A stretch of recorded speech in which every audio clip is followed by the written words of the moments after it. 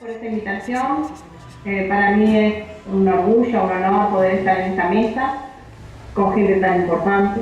Yo estoy acá, en el sur del continente, en la capital más al sur del Océano Atlántico, que es Montevideo, para hablar de las redes frente amplistas, que fueron una experiencia que fue muy importante en la pasada campaña electoral para que ganara Pepe Mujica las elecciones. Nosotros somos militantes, somos un grupo de frente amplistas que salimos a la calle indignados, como se habla tanto de los indignados del 15M o también, bueno, con lo que pasó en México con el Yuso 132. A mí me sorprenden de pronto algunas similitudes que podemos tener nosotros, solo que nuestro planteo fue como a la interna de un partido.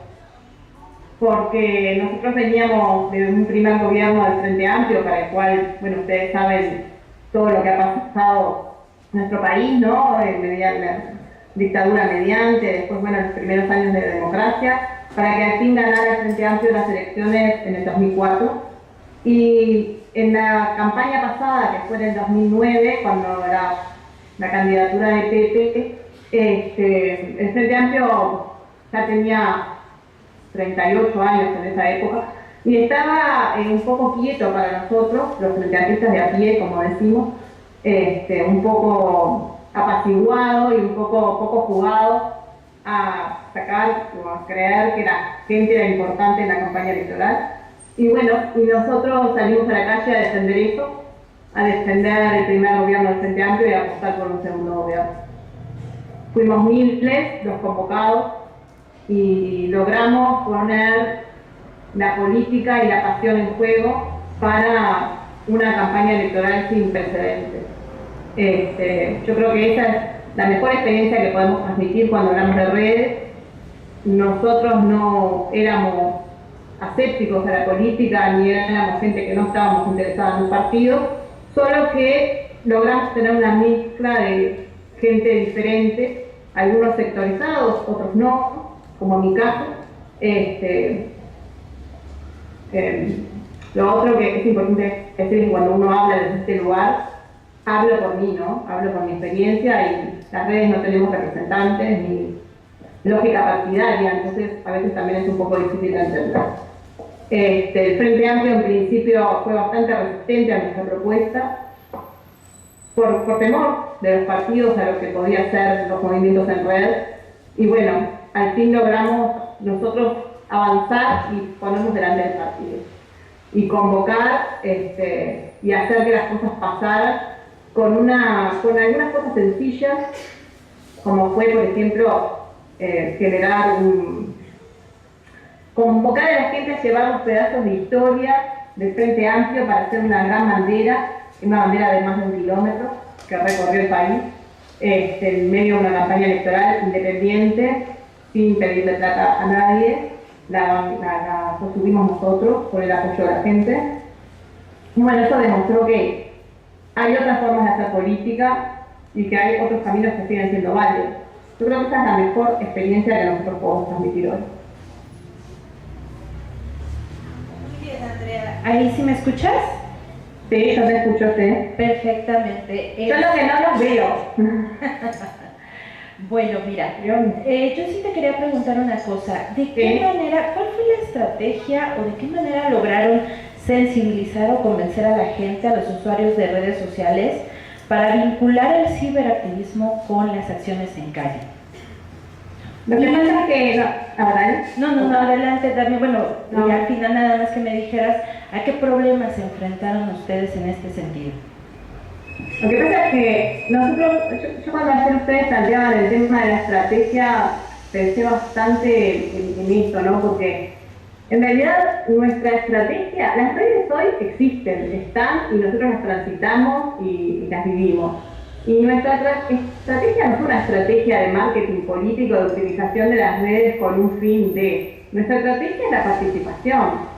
Y las redes son un camino más de la participación. Nosotros no podemos estar ajenos a eso, y menos pueden estar los partidos políticos ajenos a la utilización de las redes. El asunto es que muchas veces pasa que los partidos tratan como por desconfianza, ¿no?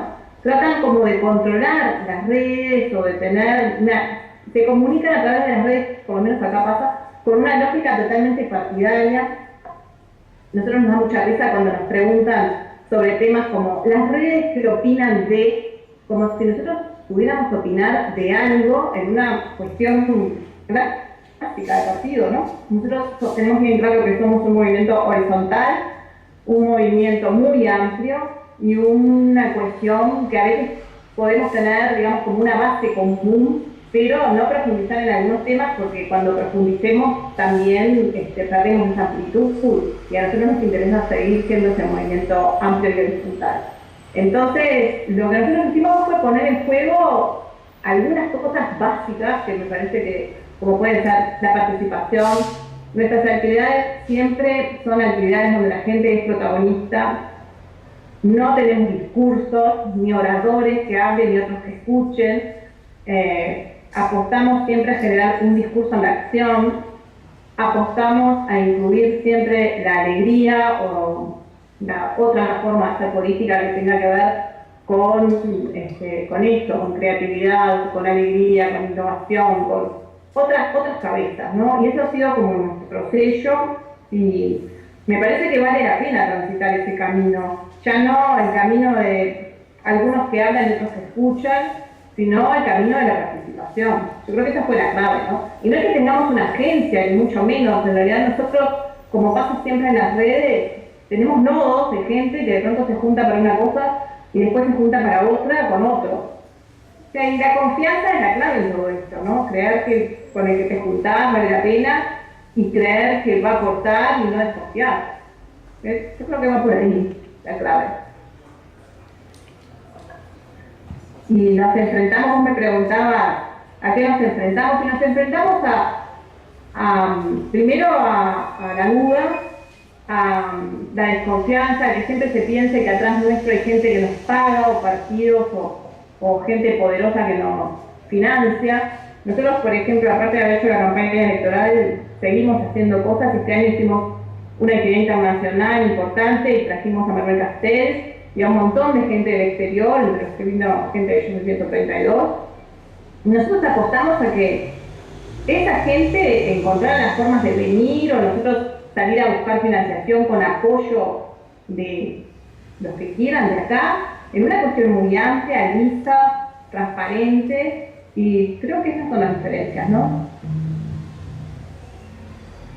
Lo otro es que siempre nos trataron de ubicar cuando hablan de nosotros como los jóvenes de Facebook, o como una cuestión como ligada a lo menor o ligada a no tener credenciales políticas, y nuestro movimiento logró pasar todo eso y ser un movimiento que atraviesa todas las generaciones. Lástima que no se pueden ver los videos, pero ahí se dan cuenta de que para nosotros fue muy importante los jóvenes, pero muy importante la gente más grande, y la gente mucho más grande que en este país vivió toda lo que fue la dictadura, las consecuencias. Bueno, toda esa gente también estuvo en el movimiento y está, ¿no? Y todos tenemos algo para dar, y bienvenidos sean. Muy bien, Jesús Ramírez te quiere preguntar algo. Hola Andrea, qué gusto que estemos compartiendo en la distancia.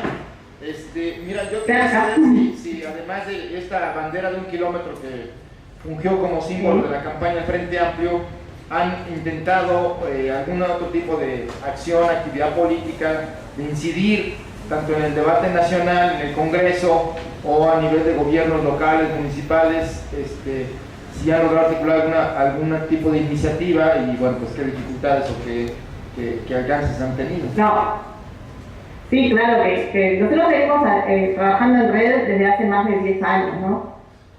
Con el surgimiento de las redes sociales, digamos, nuestra propuesta explotó, pero somos muchos los que estamos en una actividad en redes desde los inicios acá en Uruguay. Nosotros, por ejemplo, fuimos propulsores de algo que cuando lo planteamos nadie nos daba ni 2 pesos por eso, que fue la elección del candidato del Frente Amplio, que hoy es Mónica Javier, por elección directa. Nosotros ya veníamos planteando un frente amplista, un voto, y cuando recién arrancamos con eso, que lo hicimos desde las redes, nadie, y tuvimos entrevista con todos los partidos, todos nos decían que estaban de acuerdo, pero nadie se la jugaba a que esto podía ser cierto. Todos nos decían que no era el momento, que mil excusas o mil situaciones, hasta que al final se logró hacer, y hace 2 años, este año no, el año pasado, se eligió por voto directo. Ya no fue en un congreso, ni en un plenario, ni en una actividad mediada, digamos, sino que los frentapistas fuimos a votar. Y eso fue un cambio importante en la política y en las formas de participación. Y después nosotros tenemos muchas acciones en torno a distintos temas. Lo que pasa es que ya aparecen, digamos, como nodos donde la gente va, ¿no? Tenemos incidencia en los temas de derechos humanos, hemos hecho actividades de apoyo y de crítica a algunas cuestiones del gobierno, siempre con esta cabeza de tratar de aportar y de que lo que nosotros hagamos contribuya al frenteamplismo, que no quiere decir que no tengamos críticas con el partido del Frente Amplio. Por supuesto que las tenemos y por supuesto que las hemos planteado, y nuestras actividades también van en el sentido de recoger esto y de ser como un lugar donde mucha gente se puede expresar que si no de pronto no lo podría hacer, ¿no? El Frente Amplio hoy tiene una disposición de funcionamiento que a nosotros no nos parece que sea mejor, tiene una disposición de funcionamiento territorial. Hoy nosotros ya podemos pensar que los territorios no son solo físicos, que la gente se comunica y participa de otros ámbitos, y no hemos logrado que el Frente Amplio encontrara ámbitos de participación que no sean los físicos territoriales o las delegaturas por partidos. Y en eso estamos, seguimos dando la pelea y seguimos dando la discusión. Y no sé si, yo creo que nuestra contribución es a promover cosas y hacer como que pasen, ¿no? Empujar para que las cosas pasen, decimos nosotros. Y yo creo que ese es un gran aporte en el sentido también de los movimientos, ¿no? Nada se puede pensar si no es de esta forma, si no es de una forma comprometida y de una forma, ¿cómo decirlo?, también importante y que no es contra, sino que es a favor. Yo creo que eso es lo importante. Muy bien, ahora tendremos la participación, si no hay preguntas por aquí, y si todavía no las tienen, hay que ir pensándolas, hay que aprovechar a nuestros ponentes. Vamos a seguir ahorita con Jesús Ramírez y les recordamos que les pedimos a nuestros usuarios de redes sociales que nos acompañen, que hagan el favor de tuitear el enlace. Estamos aquí transmitiendo desde el CEN de Morena, el tema es redes sociales y movimientos sociales. Entonces, bienvenido, Jesús. Bueno, gracias por estar aquí, y para los que nos escuchan, pues a seguir este debate que es muy importante. Yo creo que la irrupción de las redes sociales, de las nuevas tecnologías de la información, pues han llevado a construir un nuevo sujeto político y un nuevo tipo de movimiento social. Es decir, los movimientos sociales tienen sus características, digamos, las que conocemos, de que la gente se reúne, se convoca, se moviliza en torno a causas o locales o gremiales o nacionales, pero digamos, la característica del movimiento es que es un movimiento más horizontal y no es jerárquico y tiene una estructura más flexible. Con la irrupción de las redes sociales estamos viendo que esta interconexión que hay entre activistas o la gente, pues está generando otro tipo de comportamientos políticos. Todos, ya es un lugar común decirlo, pero bueno, hemos visto que sobre todo a partir de la primavera árabe, de los indignados, de Occupy Wall Street, etcétera, las redes han jugado un papel preponderante, ¿no? En tanto que han contribuido, han sido una herramienta muy eficaz para construir la confianza, para salir a la calle, para impugnar en la movilización física, trasladar, digamos, el activismo, el ciberactivismo en las redes, en el internet, a impugnar y a tener resultados como los que hemos visto, de derrocar gobiernos, de impugnar políticas neoliberales y de pedir cambios en la dinámica de los países. Y yo creo que, dado la primera etapa, que es esta etapa que hemos visto a partir de la primavera árabe, pues hay un periodo de reflexión de los alcances de esta experiencia, de los horizontes nuevos que se abren a partir de esta interacción de redes y movimientos sociales, y yo creo que está la reflexión de pasar de la actividad conectiva a la actividad colectiva, a la acción colectiva, de salir de la red a la calle. Ese es el gran reto de las redes en torno a los movimientos sociales y a los movimientos políticos. Y eso implica, pues, por un lado, es un reto que, por un lado, tiene que llevar a construir, digamos, los espacios de apropiación del espacio público, tanto el espacio público virtual, digital, como el espacio público físico, plazas, calles, parques, en fin, lugares de habitación o de reunión, y que tenemos que llevar a eso. Entonces, yo creo que lo que está construyéndose en esta interacción de este sistema o de esta red de conexión en la acción, es decir, pasar de esta acción colectiva a la acción colectiva, está generando se está visibilizando un poder en manos de la sociedad que nos podría, si profundizamos en la reflexión, si imaginamos cómo podemos echar a andar este poder ciudadano, este poder social, yo lo llamaría un contrapoder, porque las redes sí se han convertido, y en el caso del 132 aquí ha sido muy claro, han impugnado, digamos, los medios tradicionales y han logrado, a partir de esa impugnación desde las redes, transformarlo en una acción política. Y ese poder de convocatoria habría que traducirlo, además de salir a manifestarse a las calles, de expresar en común estas acciones, tenemos que, el reto es cómo convertirlo, este poder, esta fuerza, esta capacidad, en una que podríamos considerar una fuerza, un poder constituyente, dado que tiene la capacidad de construir nuevas formas de organización, nuevas formas de convivencia, nuevas formas de intervención, pero al mismo tiempo sus propias modalidades institucionales, sus nuevas formas de institución que le permita saltar a la acción, a la construcción de nuevas relaciones políticas. Y este cambio cultural, que me parece muy importante, pues es el que tenemos que potenciar. Y esto, pues evidentemente, rompe con los cánones, con la idea de la política que tenemos tradicional.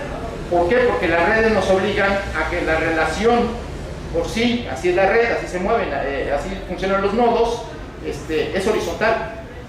Y entonces el reto que se está trabajando a partir de la experiencia en las redes es que hay nuevas maneras de convivir, nuevas maneras también de construir pensamiento político y nuevas formas también de construir el programa y el plan de acción.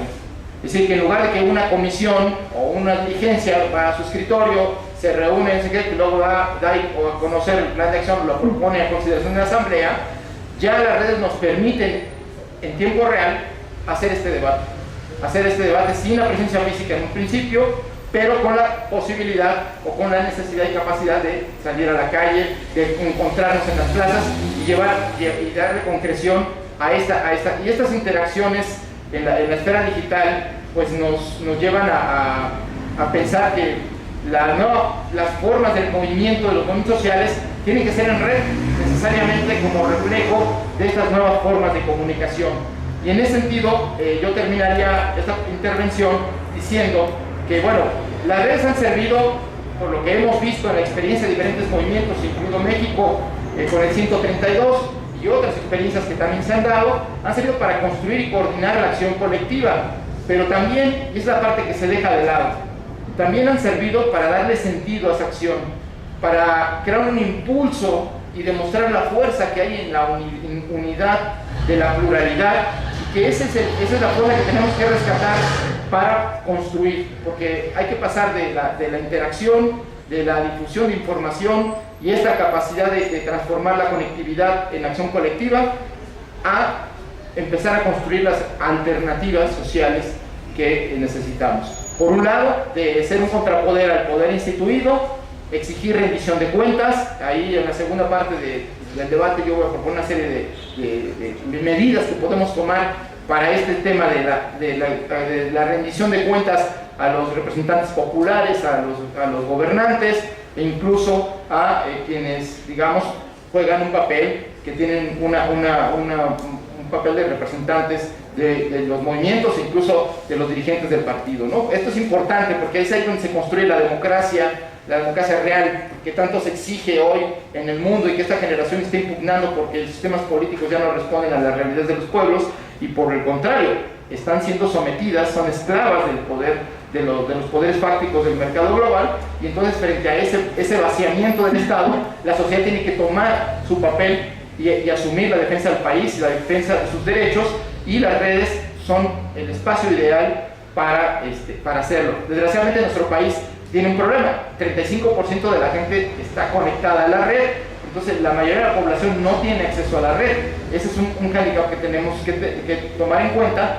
Por eso el tema del acceso universal a la red como un derecho ciudadano es un tema estratégico, más cuando vemos que ahora con el tratado transpacífico que se quiere firmar a espaldas del pueblo de México, ya no sabemos a espaldas de los 11 restantes países que lo están analizando, donde hay un capítulo especial sobre la propiedad intelectual que afecta a las redes sociales, que afecta a los contenidos y que abre la puerta a la censura y a la persecución y criminalización de compartir información y compartir productos culturales a través de la red. Eso ya lo vieron en España con la ley CINDE, ya el proyecto de ley SOPA, como se le denomina, ya en Estados Unidos también han actuado al respecto, y aquí nos quieren colar por la puerta trasera un tratado transpacífico que, bueno, no solo va a destruir la economía nacional y va a acabar con los recursos energéticos y va a permitir la entrada de los capitales a controlar el país mismo, sino que en el particular en el tema de las redes va a abrir el espacio a la censura y a la persecución. Entonces tenemos que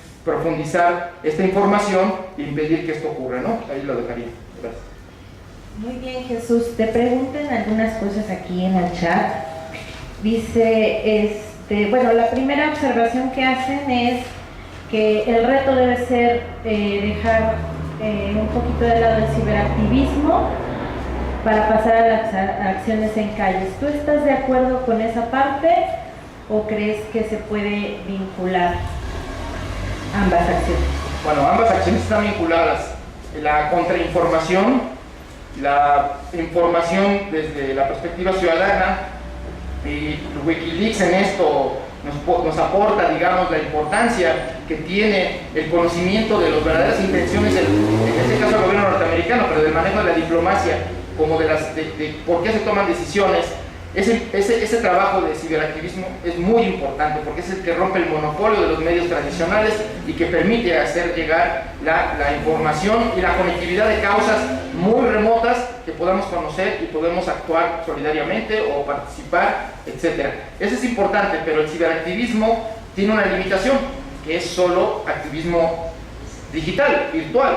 Entonces lo que necesitamos es potenciar esa capacidad informativa y de conexión y volverla acción colectiva política en las calles, en las plazas, en los centros de trabajo, en las escuelas, en los movimientos, en los partidos, en fin, en todos los espacios públicos donde y son complementarios necesariamente.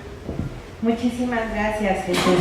Ahora vamos a pasar con Epigmenio Ibarra también a platicar de este tema. Muchísimas gracias a quienes nos acompañan. Déjenme saludar al chat. Tenemos a Alfredo Gutiérrez, a Guaguacú del Distrito Federal, tenemos a nuestros compañeros de Nuevo León que siempre están acompañándonos. Muchísimas gracias, Grecia Benavides, y a todo el comité por allá. Y bueno, les recordamos que los esperamos por aquí, por favor, cada jueves a la misma hora. Llamen a todo el mundo y vengan a escuchar la transmisión. Epigmenio, pasamos contigo. Bueno, con respecto a la situación, por ejemplo, en Uruguay, nos hablaba Andrea del ejercicio de participación a través de la red. Nosotros tenemos una situación distinta y muy crítica. Parte del soporte estructural del régimen son los medios de comunicación convencionales. Este régimen no hubiera podido subsistir sin la complicidad de los medios de comunicación convencionales, especialmente de la televisión. Está demostrado, y yo trabajo en televisión hace 20 años, que una golondrina no hace verano, que es imposible hacer que la televisión actúe de manera distinta como ha venido actuando todos estos años, y que incluso el papel de la televisión, de ser soldado del PRI, de ser soporte del poder, a convertirse en el poder mismo, se ha vuelto cada vez más pernicioso. Es aterrador en este país leer la prensa diaria, ya no hablemos de la televisión. El nivel de uniformidad en el discurso, el silencio en torno a la guerra, la manera en que se glorifican las declaraciones más nimias de los funcionarios, la forma en que se reproducen las imágenes de estos funcionarios en todos los periódicos, no hay excepciones. En la radio, contadísimas excepciones también, pero en general lo que tenemos es una réplica del discurso del poder que nos va dejando mudos a quienes luchamos por la transformación del país. El régimen, además de esta complicidad, de este apoyo estructural de los medios de comunicación, cuenta con la posibilidad, autorizada por el Congreso, de emplear miles de millones de pesos cada año en campañas de imagen pública, que evidentemente son tremendamente eficientes.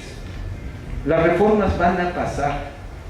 Si hay una consulta ciudadana, si por acaso concedieran el punto de la consulta ciudadana, compañeras y compañeros, las reformas van a pasar, porque los mexicanos no somos libres, porque los mexicanos hemos sido raptados, secuestrados por los medios de comunicación convencionales y por la propaganda del régimen.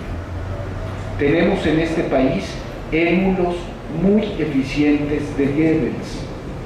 Ya hubiera querido Goebbels en aquel tiempo tener los recursos y la capacidad tecnológica con la que cuenta este régimen, la capacidad de implantar ideas, convicciones, de deformar la realidad que tiene este régimen es brutal, única, inédita en la historia, y no ponemos suficiente atención en este asunto. Solo Felipe Calderón en 6 años gastó más de 40,000 millones de pesos en spots. Enrique Peña Nieto, al ritmo que va, superará con creces esa cifra. Entonces, desde mi punto de vista, no hay posibilidad de transformación sin comunicación. Si se trata de transformar pacíficamente un país, este país ha de estar consciente o no ha de transformarse. La tarea de comunicación es pues la tarea esencial. Y si hablamos de la situación de México, las redes, compañeras y compañeros, no son parte de la estrategia, son la estrategia, porque no nos queda otra. Porque el cerco mediático que se ha venido denunciando es un cerco que no se va a romper ni con la entrada de la segunda, la tercera, la cuarta o la quinta cadena.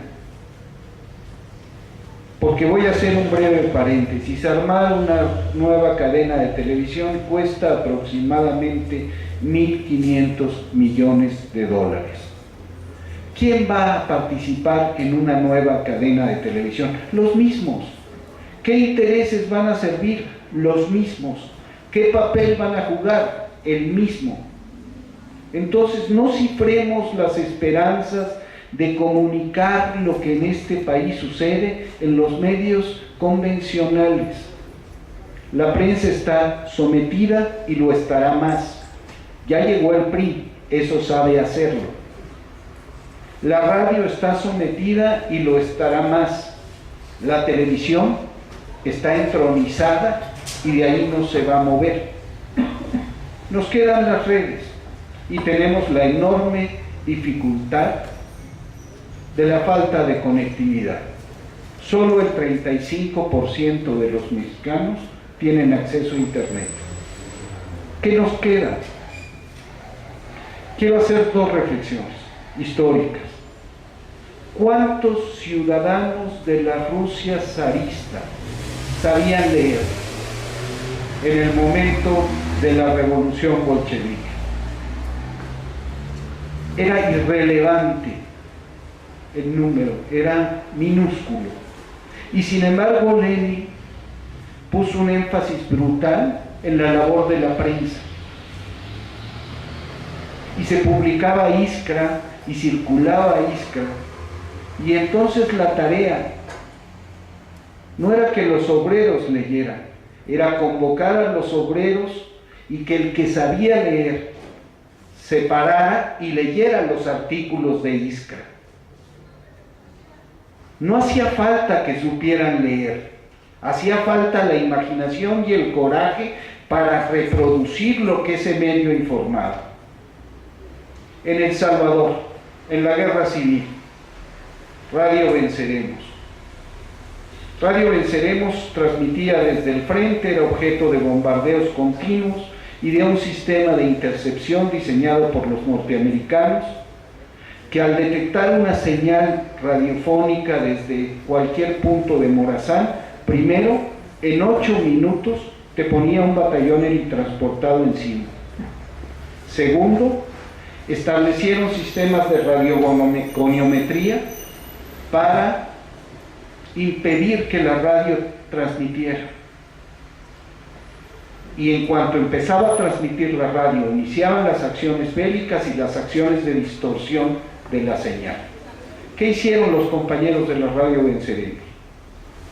Primero, para burlar los ataques enemigos, se conectaron a los corrales y por las cercas de ganado se transmitía la señal.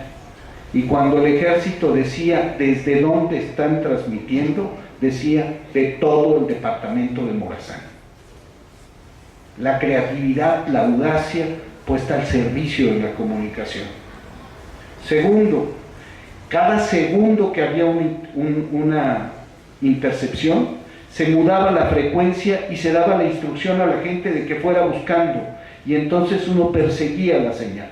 Cuando fracasó eso, se estableció un sistema con el costo de muchas vidas para que todos los días a las 5 de la mañana se transcribiera el contenido de la Radio Venceremos y se entregara en las oficinas de los principales corresponsales extranjeros en El Salvador.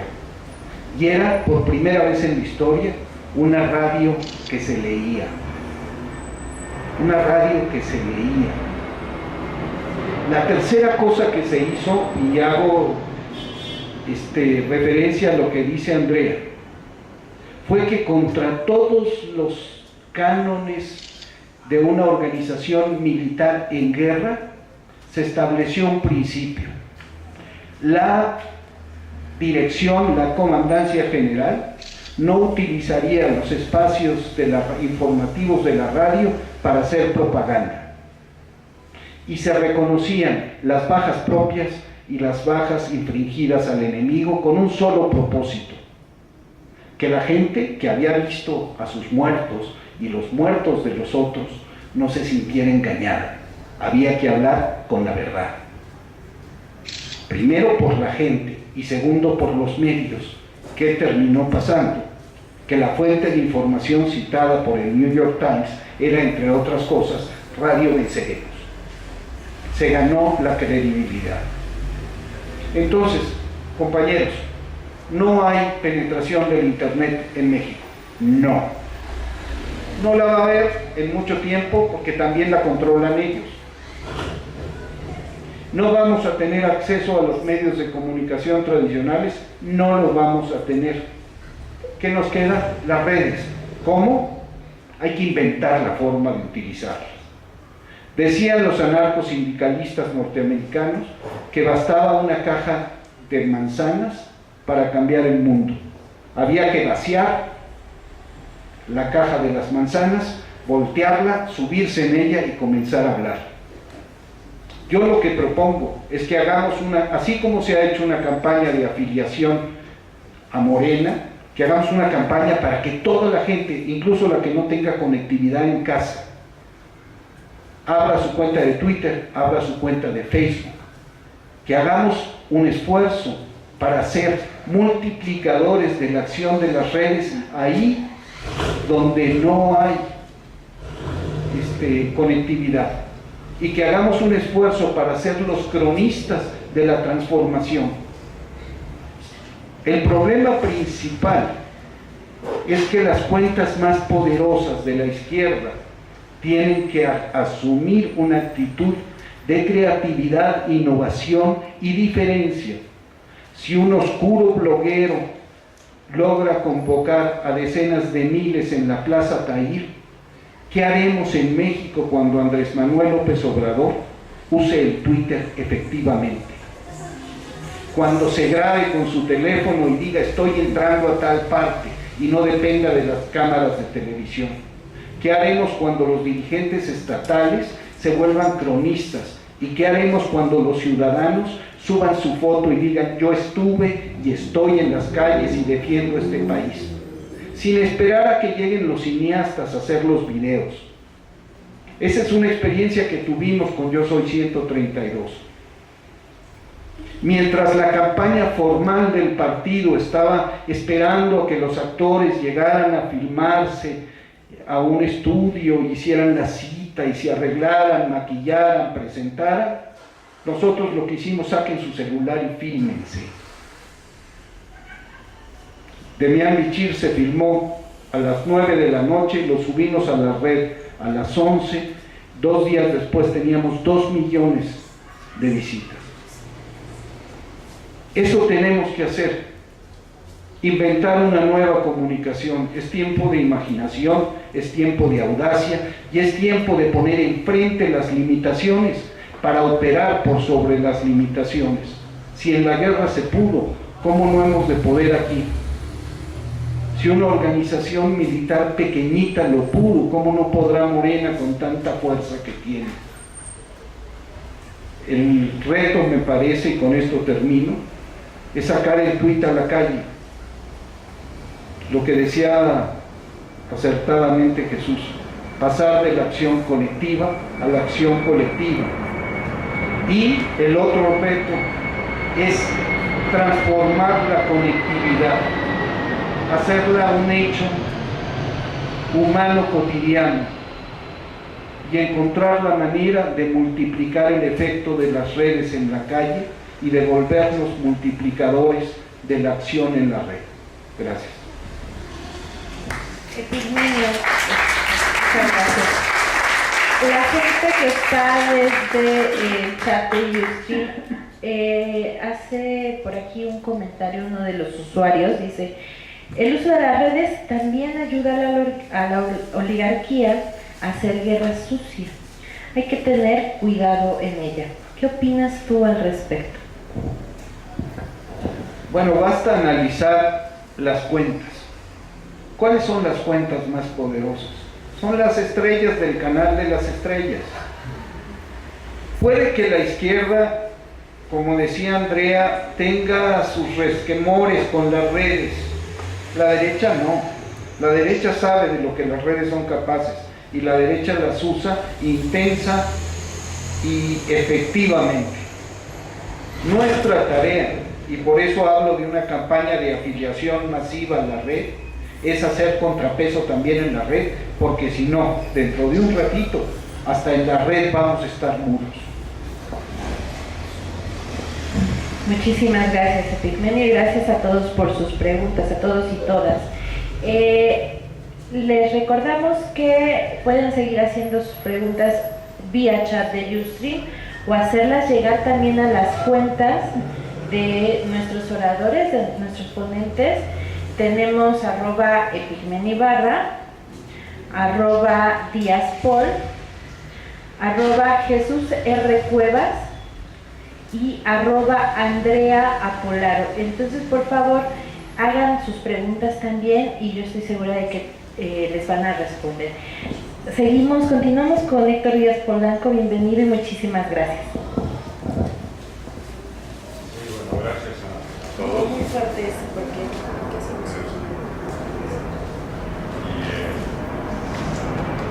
muy contento de que estemos conectados con Uruguay, con Andrea. Gracias por la participación. Hay elementos de las cosas que se han indicado aquí con las que yo estoy de acuerdo, y son la mayoría. En realidad me da mucho gusto darme cuenta de que hay una plataforma básica de acuerdos sobre cómo abordar esta cuestión de las redes. Quisiera señalar algunos puntos en lo que probablemente tenemos evaluaciones un poco diferentes. Yo tengo una idea quizás un poco diferente de la relación de la red con los procesos sociopolíticos, los procesos sociales, incluso culturales. Creo que hay un énfasis demasiado fuerte en el efecto unidireccional, en una sola dirección. Parecería que la red es un instrumento que a su vez produce unos efectos, y me parece que se trata más bien de una relación de retroalimentación. Y una vez establecida esta relación causal mutual, el punto es determinar qué lo dispara, qué dispara esa relación mutua de alimentación. Y yo me inclino por creer que no es la red, sino que son los procesos sociales, los movimientos, etc. Si he evaluado bien mi propia experiencia, por ejemplo en Twitter, he ido notando que los mejores días de Twitter son los posteriores a aquellos en donde ha habido acontecimientos sociopolíticos relevantes, negativos o positivos, a veces negativos. Por ejemplo, los últimos hechos negativos que hemos tenido en la experiencia del país y particularmente de la Ciudad de México en relación con, por ejemplo, la represión de los jóvenes en manifestaciones, etcétera, ese tipo de eventos u otros que impactan a la sociedad. Ese día, el día siguiente de este acontecimiento y los días que siguen, la red cambia su carácter, se convierte en un ágora de debate riquísimo, dinámico, etc. Los días posteriores a largos días en donde no pasa nada de este carácter, la red adquiere un matiz melancólico y un contenido bastante chabacano, digámoslo más suave, plano. Los picos de creatividad, de energía, de debate, de ideas, están relacionados con los procesos sociopolíticos. Ese es un elemento que creo advertir. En una de esas estoy equivocado, pero he estado pendiente precisamente de eso. Entonces, ese primer elemento me indica que, por supuesto, la red tiene su acción autónoma y propia, por su propio carácter, pero que el vínculo con los procesos sociopolíticos es muy marcado.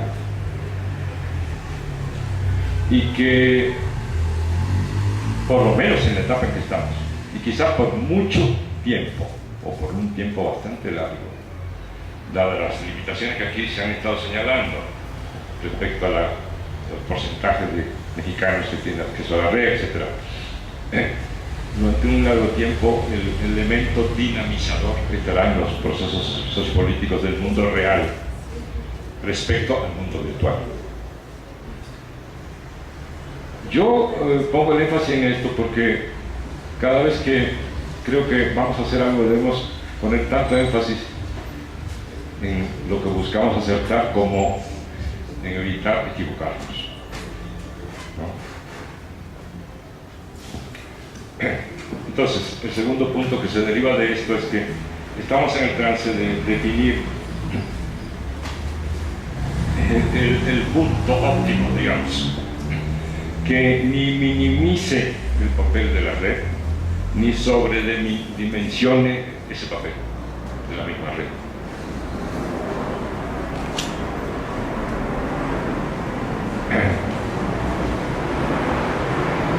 Tercero, bajo el principio zapatista de que la red es de quien la trabaja, de lo que se trata es, además de lo que señalaba Epimenio, de la necesidad de promover las conexiones con la red, el meterse a la red y trabajar políticamente en la red, debemos tener una relación con la red. Algo en ese sentido marcaba Andrea, una relación que no sea relación de exterioridad. Entonces, en una relación de exterioridad con la red buscamos como instrumentalizar, ¿no? Que no es lo mismo, no es otra cosa en el fondo que usar la red para, como si fuera una cosa externa a nosotros mismos. Tenemos que conseguir ser parte de esa red, incorporando a la mayor cantidad posible de personas vinculadas a los movimientos sociales. En consecuencia, la tarea fundamental y principal para mí es cómo podemos hacer que la red sea otra forma refleja de la organización de lo popular en lo virtual. Y eso conlleva un elemento más, en cómo logramos, se puede oír un poco duro y crítico, pero creo que hay una problemática muy seria a ese respecto, elevar el nivel o la complejidad de los contenidos en la red, es decir, de lo que hacemos en la red. Porque podemos idealizar todo lo que queramos, pero en la red hay cosas estupendas, en verdad, ideas muy luminosas, muy brillantes, centellantes en algunos casos, y aportes constantes, permanentes de gente talentosísima que está metida en la red y que hace un trabajo político verdaderamente formidable. Pero debemos aceptar que eso tiende más a la minoría que a la norma o incluso a la media, ¿no? Que hay mucho de llevar la foto de mi sobrina, Pepe cumpleaños, tengo ganas de un café. Esa es muy buena porque siempre me sorprende, ¿no? Que alguien haga público un deseo tan íntimo como tomar café, ¿verdad?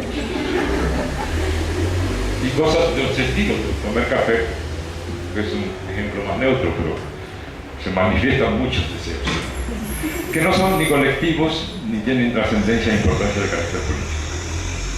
Entonces necesitamos elevar ese contenido, elevar en el sentido de complejizar, en el sentido de vincularlo con los grandes procesos nacionales, etc. Y por último, en este sentido, necesitamos también elevar el contenido de la red por lo que respecta a la información. Algo de esto señalaba ya Jesús y Epimenio. En eso tienen toda la razón. La grandeza de la red es la posibilidad, entre otras virtudes, de comunicar de una manera centellante, en tiempo real, una cantidad ilimitada de información. Entonces necesitamos un trabajo de cribar esa información, seleccionar esa información, definir su carácter estratégico o secundario y darle prioridad, por supuesto, a los elementos estratégicos que permiten la formación de nuestra gente y que serviría como material para promover la formación política, la reflexión, la discusión, el debate entre nuestra gente. Todo esto, en suma, yo lo veo de esta manera. Yo creo que la red puede ser muy útil para que sigamos profundizando en lo que a mi juicio es lo fundamental de lo que estamos haciendo. Y eso fundamental que estamos haciendo es impulsar un nuevo proceso de organización sociopolítica en México.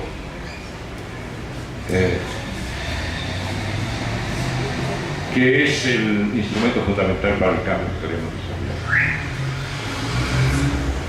A mi juicio, todo debe estar subordinado a eso, incluyendo lo que hagamos en la red.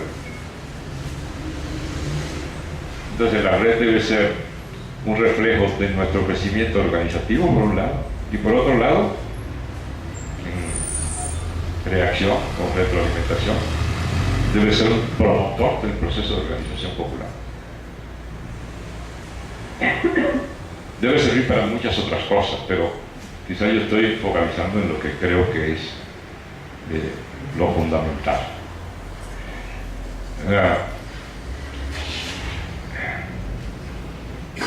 El reto de evitar que la gente se quede en lo virtual. Ya lo señaló Jesús, lo retomó Epigmenio, creo que también lo abordó Andrea al principio. La red es fascinante y eso es positivo porque entonces atrae. El problema es que una vez adentro produce una especie de adicción especial que nos hace inclinarnos por preferir la acción virtual a la acción en el terreno, en la calle, en el movimiento. Y armamos nuestra propia organización con nuestros seguidores, con nuestros cercanos desde el punto de vista de sostener opiniones similares. Y a mí eso también me aterra, que nos dejemos engañar por ese espejismo. Yo lo veo en mi caso. De repente las cosas funcionan y fluyen personajes con los que no tengo ningún tipo de relación ni conocimiento personal, etc. Y de repente empiezo a darme cuenta de que en ciertas circunstancias estoy interactuando con mi propio grupo de seguidores más cercanos. Pero dada la dimensión de esa red, uno tiene la impresión de estar avanzando en una línea de información, debate, etc., sin darse cuenta de que está dando vuelta en la noria de sus propios seguidores. Ahora, esos seguidores los construyó uno mismo con su acción en la red. Entonces, la tendencia de esto es a crear guetos, ¿verdad? Digamos, nuestro propio entorno favorable. Y nos da la impresión de que tenemos un gran efecto sobre la opinión del mundo virtual, cuando probablemente no es así. Entonces tenemos que como hacer que el proceso organizativo real se exprese en la red y que impacte el avance en la organización real de la gente. Es decir, un intento de evitar que la gente se engolosine en lo virtual y allí se quede. Digo, el mejor ejemplo de esto es cuando tenemos una situación un poco curiosa de hay una acción colectiva en la calle, en la plaza, en la polis, en el ágora, en el espacio colectivo, y la acción de un conjunto muy amplio de tuiteros consiste en tuitear, por ejemplo, respecto a esa acción, pero no participar en la acción. Entonces yo digo, ¿y dónde están estos? Cuando regreso a mi computadora en la noche, después de los procesos, me doy cuenta de que habían estado todo el tiempo tuiteando mientras estábamos nosotros manifestando. Entonces, ¿qué hacemos en estos casos? ¿Cómo evitar que esto se reproduzca, permanezca? Lo cual nos da un conjunto de elementos que deforman nuestra evaluación de lo que significa.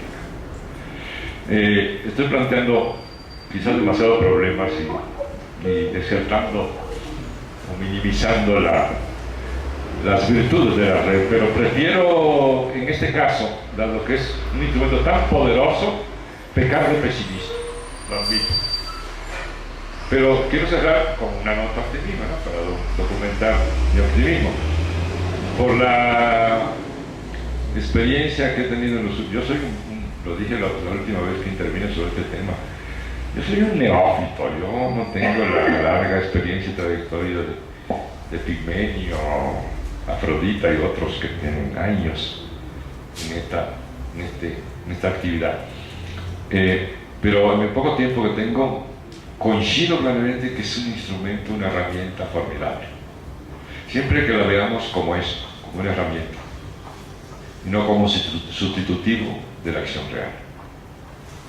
Gracias.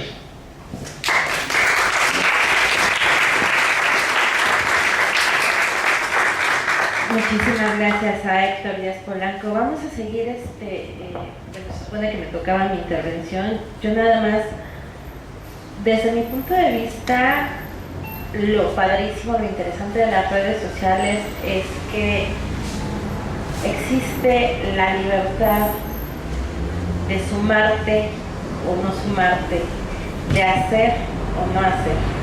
Entonces este esfuerzo se trata básicamente de convencernos de hacer las cosas, de convencernos de sumarnos y de convencer a otros que finalmente tal vez no tengan el más mínimo interés de participar a lo mejor en una marcha. Hemos leído mucha gente que jamás había ido a una marcha y que de repente dice, pues es que es la primera vez que voy a ir y estoy muy contento, muy contenta. Pero no es nada más eso, ¿no? Lo vimos en otro tipo de acciones, lo hemos visto, por ejemplo, el apoyo que hubo en algún momento a los compañeros y compañeras de Mexicana de Aviación, que la gente ni se enteraba que estaban en huelga de hambre, si no es por las redes sociales. No, o sea, hay gente que estaba en el aeropuerto que sacaba la foto y lo tuiteaba y alguien pescaba el tweet por ahí y le daba retweet y se replicaba y se convertía en la noticia, se convertía en todo aquello a lo que otros medios estaban empeñados en callar, ¿no? Había compañeros en huelga de hambre y nadie lo quería decir. Entonces eso es finalmente lo que nosotros queremos lograr también con todo esto, en convencernos que desde tu libertad y desde tus posibilidades podemos hacer cosas que parecen muy chiquitas, pero que en realidad sí vinculan y que en realidad sí hacen la diferencia, ¿no? La gente que está tomando las fotografías de la frase EPN traidora a la patria y nos las manda, no crean que no nos interesa, no crean que, todo lo contrario, realmente nos emociona esa vinculación. La gente que está volanteando en las calles y que de repente toma la foto de la gente que los está recibiendo, los volantitos, la información y demás, todo eso es parte de todo este trabajo. Entonces yo sí, yo a veces difiero un poquito y yo soy como de repente además necia en este asunto de las redes, pero yo sí creo que cada quien debe de ser como es, sin censurarse, pero sí comprometiéndose a unificar a los que lo siguen, a unificar a la gente que lo está leyendo y a sumarse a las acciones. Y como dice Héctor Díaz Polanco, ¿no? Es terrible de repente ver que todos los que dijeron que iban a ir a algo no estaban y estaban en el tweet, ¿no? Sí, se siente muy feo, pero también la otra es la belleza de quienes están fuera de la ciudad donde se está realizando una actividad y están apoyando lo que está sucediendo en ese momento, ¿no? Vimos, por ejemplo, el fin de semana pasado, el gran apoyo del interior de la República para las asambleas que se realizaban, porque teníamos la meta de lograr las 20 asambleas de Morena, y gente que no era del Distrito Federal estaba Morena DF, va, ¿no? Y pendientes de las buenas noticias. Entonces todas esas cosas yo creo que siempre hay que destacarlas y sumarnos, ¿no? Y bueno, vamos a seguir en este momento, me parece, ya tenemos el slot de Andrea. Ok, permítanme un segundo, vamos a continuar con Andrea desde Uruguay. Hemos tenido un poquito de problemas para los que nos están escuchando desde Ustream, porque se nos está cayendo la red, se nos está cayendo internet. Entonces, denos un segundo para resolver el problema técnico que tenemos y vamos a continuar con la segunda intervención de Andrea, te adelanto, por ejemplo, tienen aquí una pregunta, te preguntaban, ¿qué es lo que necesitamos aprender y hacer como usuarios de redes sociales? Y la otra pregunta era, ¿qué porcentaje de la población en Uruguay tiene internet? No sé si me estás escuchando, Andrea. Sí, me escuchas. Estoy escuchando con mucha atención. Perfecto, entonces te tenemos esas preguntas y también tenemos saludos de gente de Coatzacoalcos aquí en México.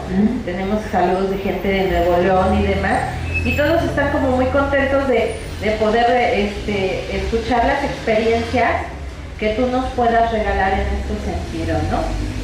Como verás, estamos nosotros tal vez en pañales, aprendiendo cómo hacer más eficiente y cómo llevar el movimiento que se ha dado en las redes sociales en México, cómo llevarlo a la acción. Entonces, me parece que ya te están escuchando, y en lo que sale la imagen, tu imagen, me parece si nos vas platicando. Primero la pregunta, ¿cuántas personas en internet, qué porcentaje de qué porcentaje de la población en Uruguay tiene internet? Bueno, varias cosas en relación a eso. En Uruguay, nosotros desde el 2007 estamos instrumentando un plan, lo está instrumentando el gobierno. El primer gobierno del Frente Amplio fue el que lo llevó adelante. Una computadora por niño. Yo justo, mi hija no estaba hoy, pero se las quería mostrar, la compu. Acá se entregan a todos los niños de escuela pública, desde la enseñanza inicial. ¿Me oyen ustedes? ¿Hola? Sí. ¿Hola? Sí, escuchamos. Bien, dale, porque es como que no me doy cuenta que están ahí. Se entregan en principio a los niños de 3 y 4 años tablets, después computadoras a todos los niños de edad escolar y unas computadoras más avanzadas a los iniciales. Uruguay, ustedes saben que tiene 3 millones y poco de 3 millones y medio de habitantes en total, y este año, en el mes de septiembre, se entregó la computadora 1 millón. O sea que es muy significativo, ¿no? Estas computadoras, lo importante, aparte de haber revolucionado el sistema escolar y haber revolucionado el lugar del maestro y cuestionar el lugar del saber, porque, bueno, los niños van mucho más rápido, ¿no? También se trabajan los contenidos, y lo más importante es que se buscó la conectividad. Hoy en todas las escuelas, en todos los institutos públicos, en plazas, en lugares, en ámbitos públicos, la conectividad es total y gratuita, y se está instalando la fibra óptica en todo el país, también en forma gratuita por la empresa del Estado. Entonces, Uruguay corre con varias ventajas en relación a esto.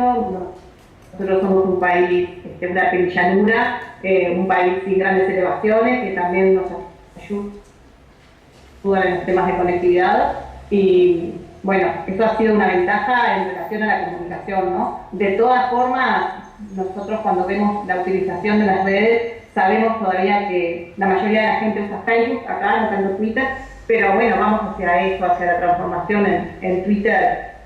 Por eso nosotros ahora estamos activamente ahí. Eso por un lado la pregunta. Después me quedaron varias cosas en relación a lo que se planteaba, ¿no? Yo creo que la experiencia nuestra, a mí el tema del ciberactivismo no me termina de cerrar. Yo no me siento una ciberactivista, en todo caso más una cibermilitante.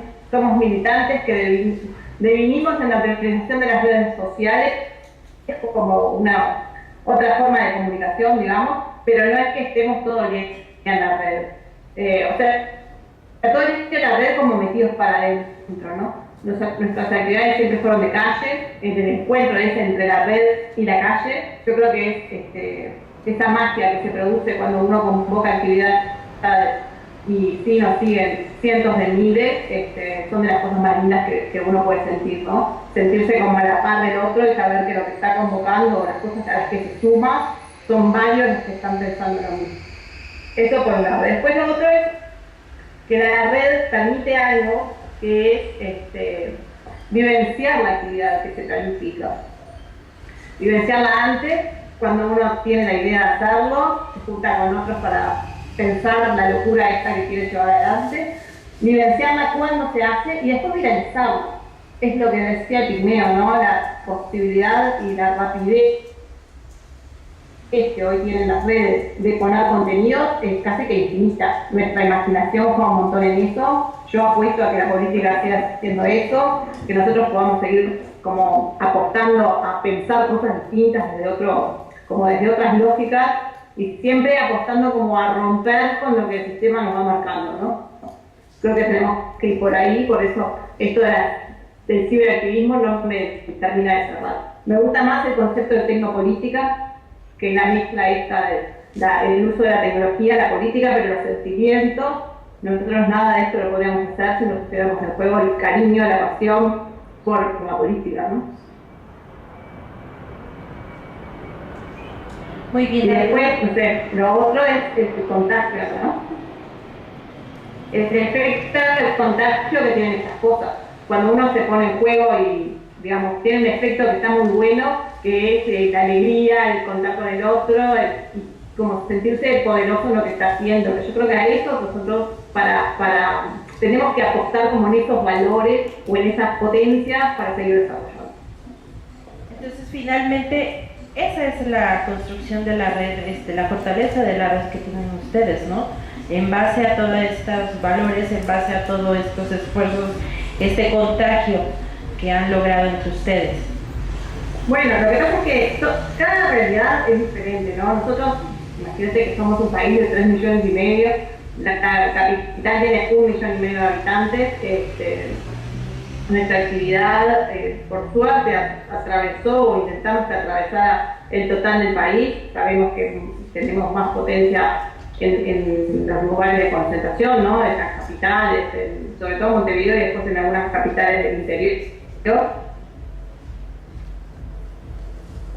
Pero, digamos, nosotros seguimos apostando a esto, ¿no? A seguir haciendo política con, bueno, hoy el uso de las tecnologías, ayer con otras cosas, pero somos militantes de la vida. Yo qué sé, nosotros, digamos, apostamos a eso, a seguir como en este camino, ¿no? Y contribuir. Nosotros queremos que el Frente Amplio siga ganando, queremos que la izquierda siga ganando, pero también queremos algunos cambios entre la izquierda y creemos que hay que decirlo. Y ese condimento nos sale a la vida, ¿no?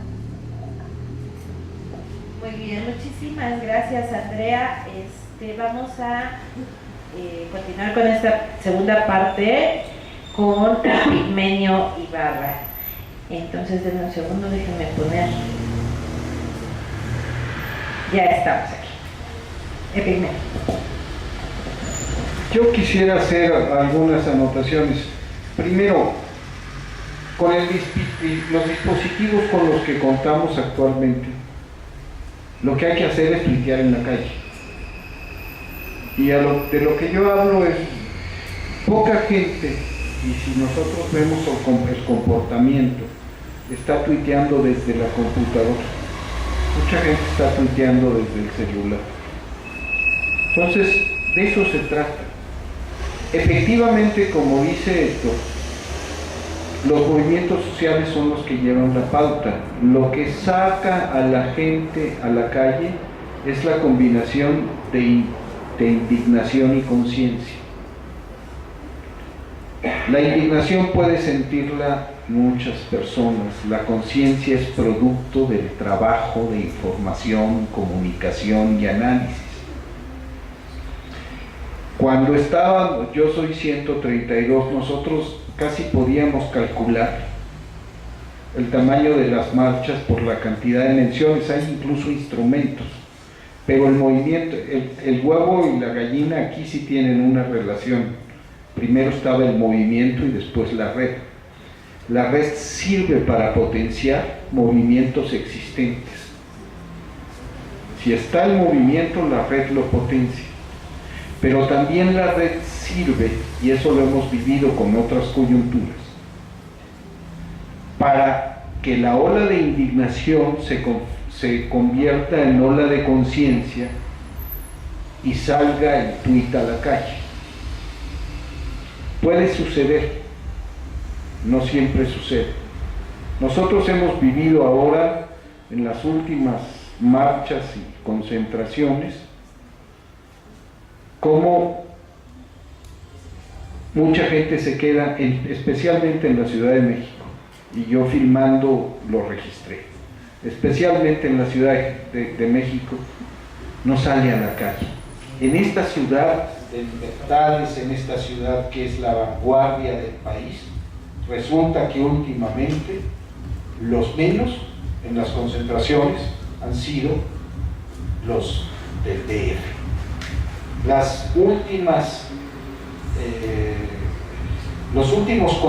Los contingentes de las delegaciones en la última concentración del Zócalo eran tristísimos. Yo tengo que decir, insisto, que nuestras tareas tienen que ser, uno, por todos los medios, en el legislativo, en las columnas políticas, en el movimiento social, hacer un esfuerzo consistente y estratégico para desmontar la capacidad comunicacional del régimen. Tenemos que hacer como, digamos, una demanda consciente y masiva para exigir la cancelación inmediata de todos los gastos de publicidad de todos los órdenes de gobierno. Tenemos que hacerlo porque es irracional, es criminal, es insultante que se emplee dinero en la imagen de funcionarios e instituciones cuando el país vive las penurias que vive. Pero tenemos que hacerlo por instinto de sobrevivencia. Si no cortamos esa capacidad comunicacional del régimen, nuestros esfuerzos de creación de conciencia están condenados al fracaso. Y se nos van a revertir las propias demandas.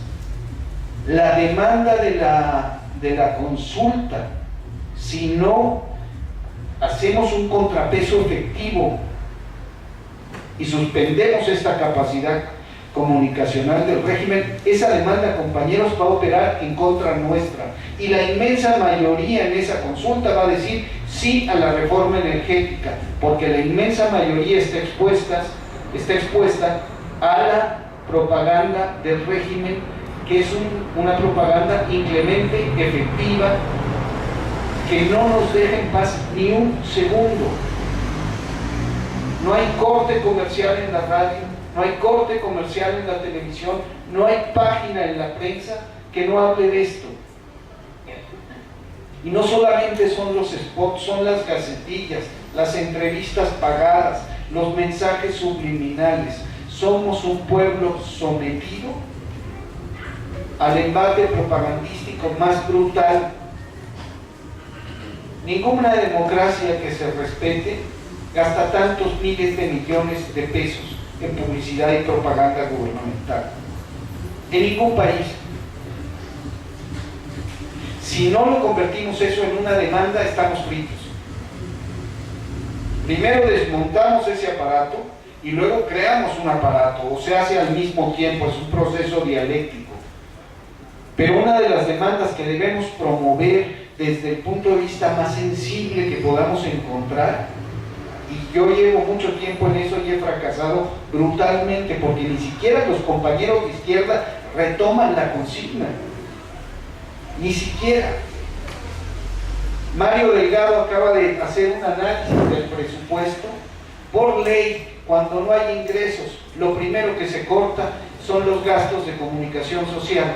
Este gobierno de Enrique Peña Nieto y el de Mancera y el de todos los gobernantes está infringiendo la ley. Debían ser suprimidos inmediatamente todos los gastos de comunicación social, y somos incapaces de que esto sea transformado en una demanda del movimiento. Cuando Andrés Manuel López Obrador en la segunda asamblea habló del avión de Peña Nieto, que era una demanda promovida en las redes sociales, ustedes sintieron el impacto.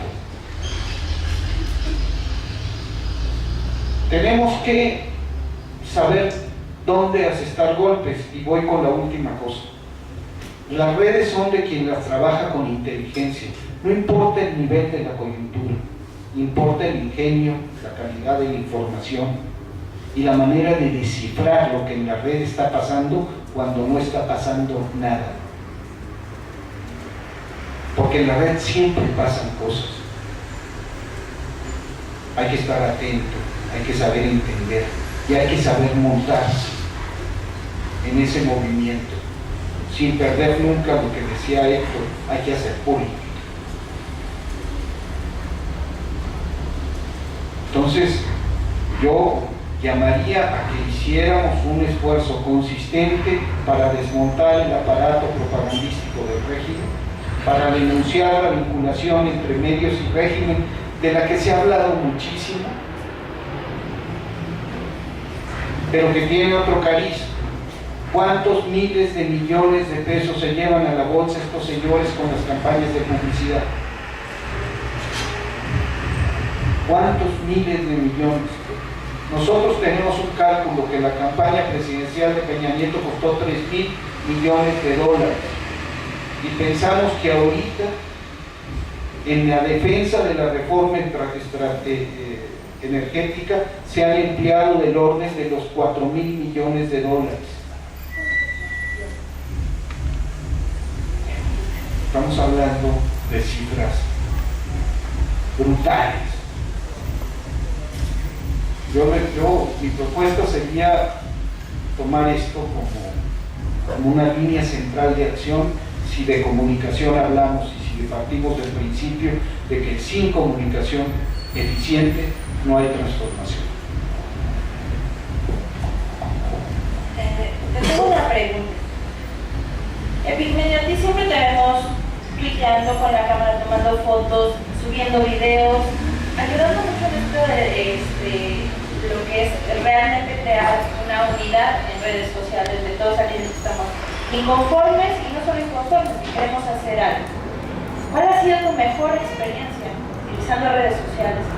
¿Cuál ha sido qué momento para ti, en qué momento decidiste que realmente sí íbamos sí querías que fuera este grupo de tuiteros, de facebookeros, de usuarios de redes sociales, los que lograran este cambio? Porque como lo has dicho, no es parte de la estrategia, es la estrategia. Pues digamos, básicamente el acompañamiento al movimiento Yo Soy 132. Y después el momento final de la campaña de Andrés Manuel López Obrador. O cierta forma en que ciertos eventos, como por ejemplo la captura del Bester, fue utilizada para desmontar la propaganda del régimen diciendo: ojo, esto no es justicia, es un ajuste de cuentas entre cómplices. Y creo que la red jugó un papel para desenmascarar al régimen. La cantidad de menciones que se lograron también fue muy impactante.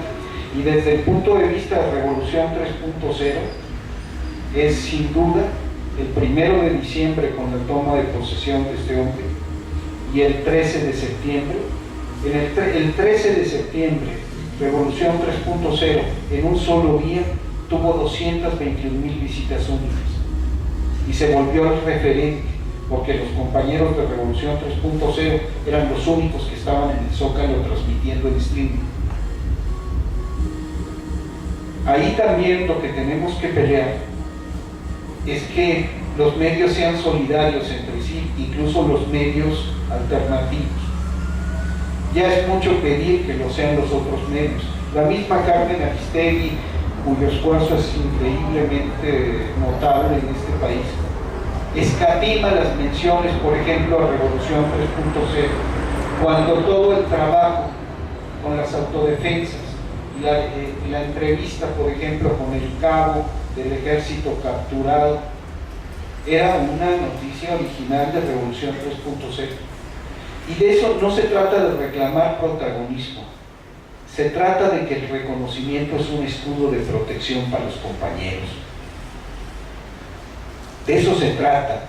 Ser reconocido es por lo menos tener una mínima garantía de que no serás tocado así tan impunemente.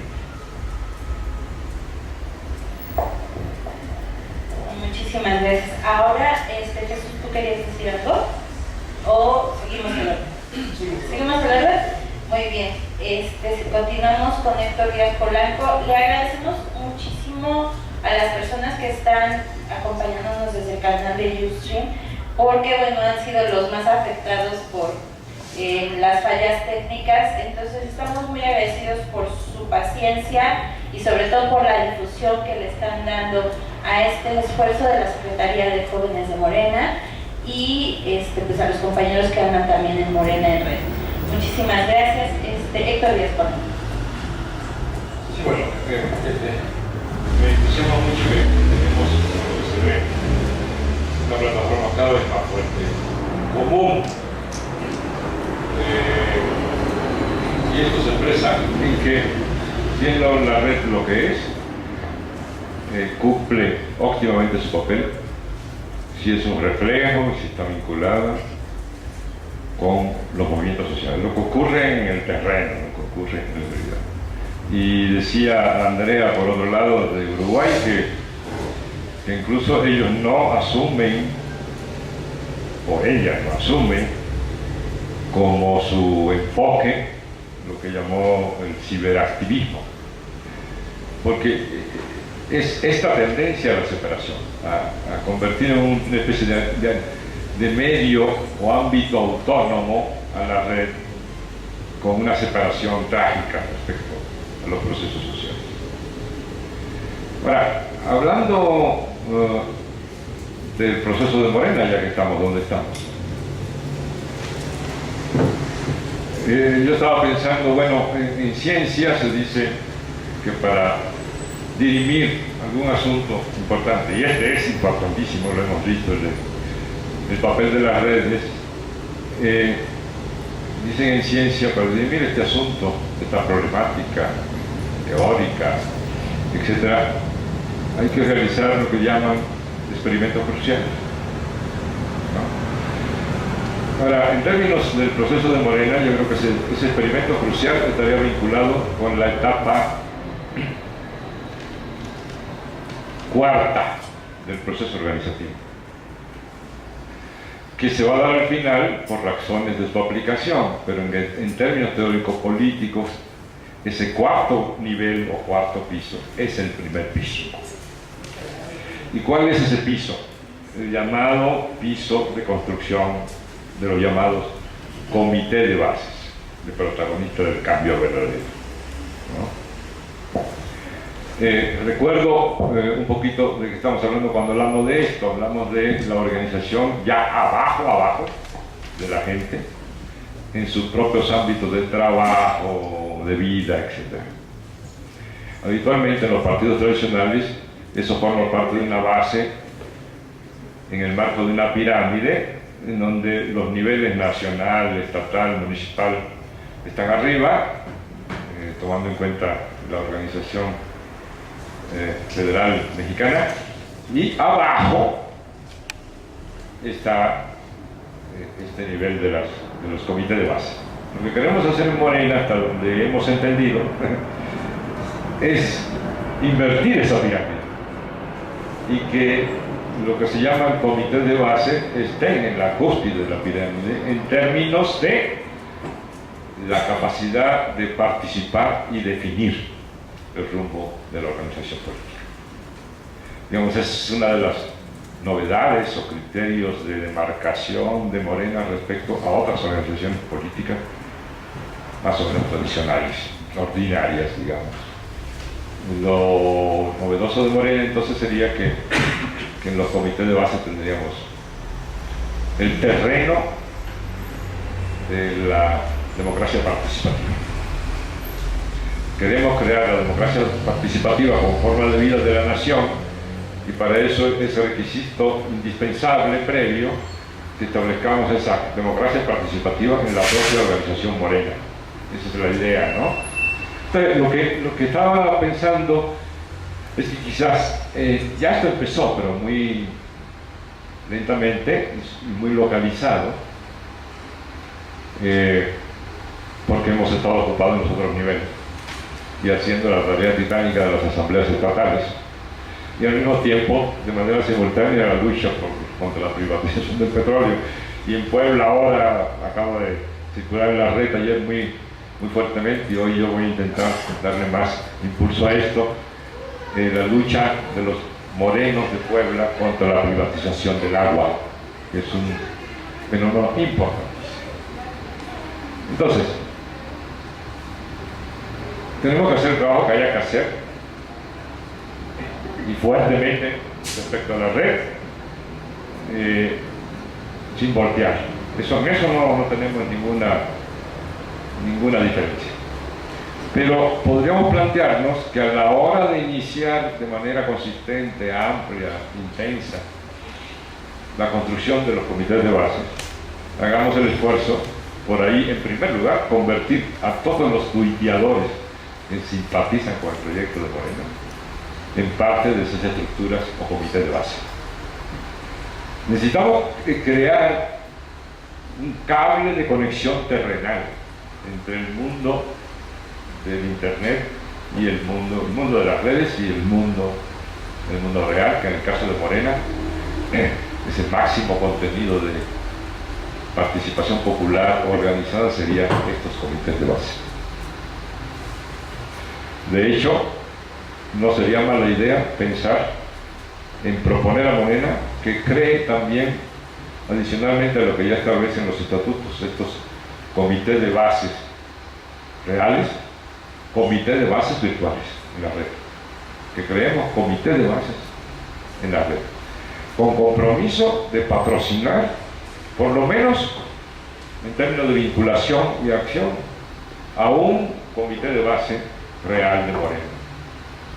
De tal manera que podamos interconectar la lucha en la red con la lucha en el campo real. Esa es mi preocupación fundamental, que le demos alas a nuestra imaginación y creatividad posible para que la red no se nos escape, en el doble sentido de que no la aprovechemos, que es en lo que yo creo que ha estado insistiendo muy bien todo este tiempo de Epipenio, y por otro lado que no se nos escape en el sentido de que creemos monstruos virtuales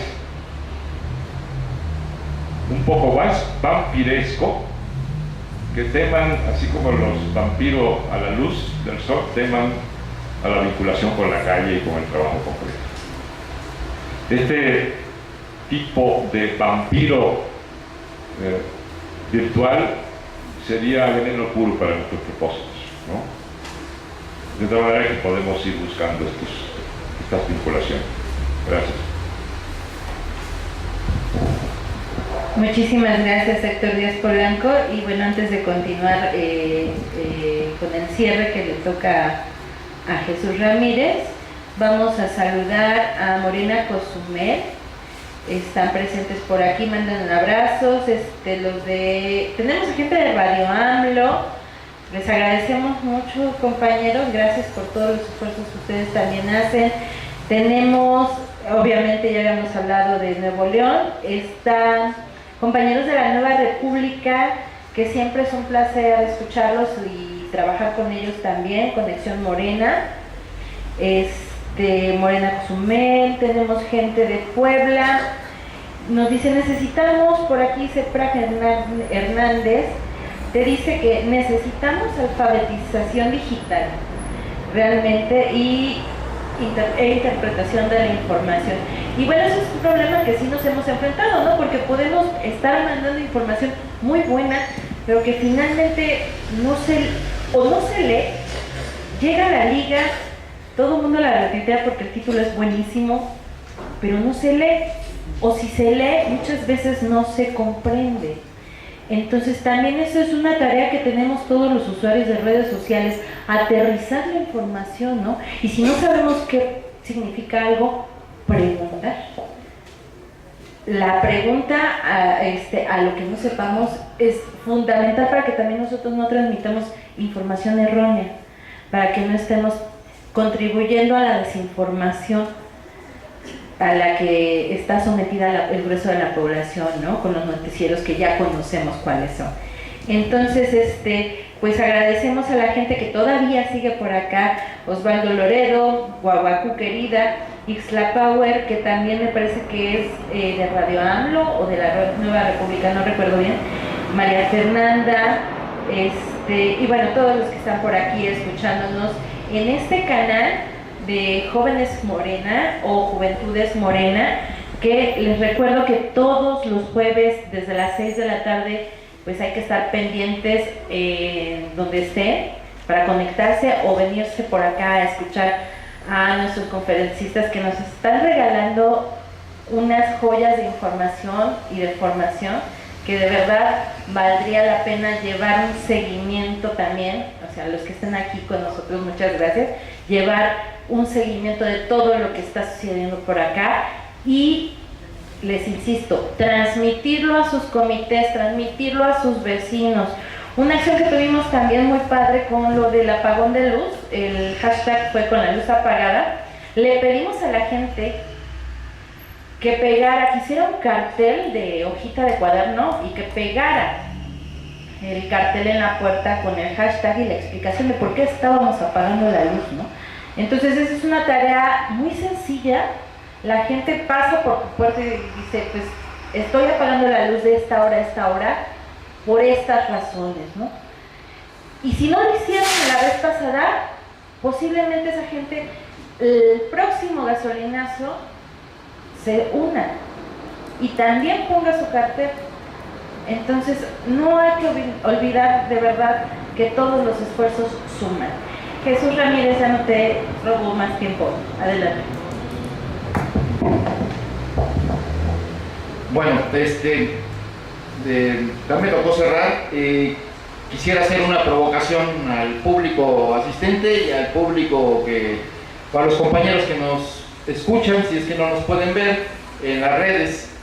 Antes quisiera mencionar, me pareció muy interesante lo que decía Andrea sobre el concepto de tecnopolítica, porque el concepto de tecnopolítica, que es algo que engloba realmente la complejidad del uso social y político de las redes, me parece que es un término que tenemos que analizar y profundizar, porque esto tiene que ver con el uso táctico estratégico de herramientas digitales justo para comunicar, pero también para organizar y poder llevar a cabo acciones colectivas. Y esta reflexión, este concepto no lo crearon los sociólogos, lo crearon los compañeros de las propias redes que están reflexionando sobre el uso de las redes en términos políticos y sociales, y que sobre este concepto están desarrollando las nuevas estrategias imaginativas, creativas, no solo para actuar, no solo para salir a la calle, sino también para construir pensamiento. Porque aquí esta es una parte que hay que destacar de la red. La red permite, en esta mente enjambre, como se le conoce, poder desarrollar conocimiento social con la participación en tiempo real de mucha gente.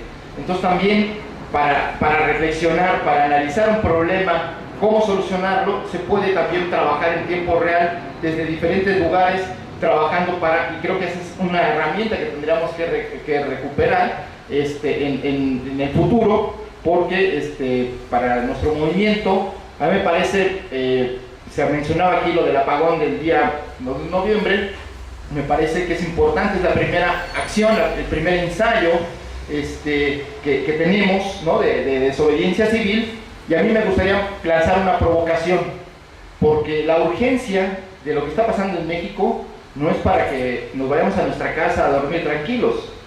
Estamos a punto de perder a México, de perder el país, de perder lo que somos. Estamos en la subordinación de nuestra clase política, la entrega de las instituciones, la vendimia que está haciendo el gobierno federal va más allá de lo imaginable. Están vendiendo hasta el suelo donde pisamos. Y en ese sentido necesitamos una respuesta social que detenga la reforma energética, la firma del Tratado Transpacífico y todas las leyes del Pacto por México, que son en realidad un pacto contra México. Yo escribí ayer en las redes que el Pacto por México es el nuevo partido de Estado, que tiene 3 sectores, el PRI, el PAN y una parte del PRD, y creo que hay que hacer conciencia de que lo que está ocurriendo es muy grave y por lo tanto hay que actuar. Entonces la provocación que yo quiero hacer es convocar a una acción desde las redes a la calle el próximo 20 de noviembre, un ensayo general. Necesitamos hacer eso para defender el petróleo. Cuando inicie la discusión del dictamen, vamos a ir al cerco en el Senado, mientras inicia a nivel nacional un éxodo desde todos los puntos del país rumbo a la Ciudad de México, organizado por la Unidad Patriótica. Y ahí vamos a necesitar del apoyo y de la solidaridad de quienes no puedan venir al DF a hacer acciones en sus estados, en sus plazas, en sus escuelas.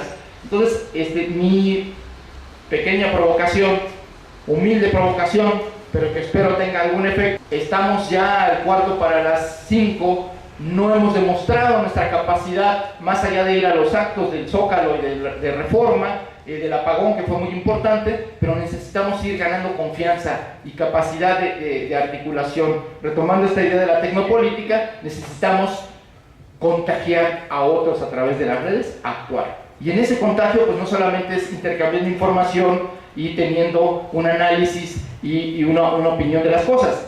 Hay que convocar a defender al país y hay que hacerlo físicamente. Hay que hacerlo virtualmente en las redes digitales, pero hay que lograr que esto se traslade a una acción física. Y mi propuesta, si es que ustedes están de acuerdo, que convocásemos a las plazas públicas el 20 de noviembre, es día feriado, no interrumpiríamos ninguna actividad así imprescindible de la gente, serían las plazas públicas a las 12 del día.